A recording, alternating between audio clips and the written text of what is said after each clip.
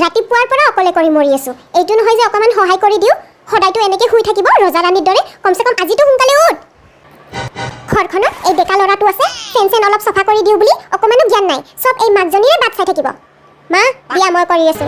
আইও মহাৰজাটো কেনেকে চকু দুটা মুহাৰি আহিছে। তাৰ টোপনিতে এতিয়ালে চকুৱে ফুটা নাই। নালাগে যাতহতে কৰি দিব।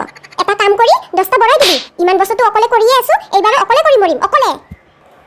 মাজনী তহত দুটাৰে কিছুমান নিপিন্ধা কাপোৰ কেইখনমান ওলাইছে। ওচৰৰ পোৱালি কেইজনীক দি আহো। অ মা মই দেখোন পিন্ধো এইবোৰ কাপোৰ। এতিয়া দিব ওলোৱাৰ বাবে তাই পিন্ধা হয়, এনেতো পেলাই থব।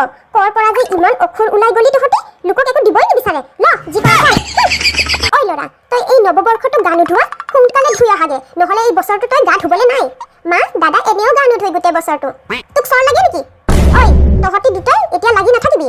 আজি যদি তহঁতি মিলি থাকা, গোটেই বছৰটো মিলি থাকিবি। ককাই ভনীৰ মাজত মৰম থাকিব লাগে, তেতিয়াহে কোনো একো কৰিব নোৱাৰিব। আমাৰ আৰু কুকুৰ মেকুৰীৰ দৰে লাগি থাকিব।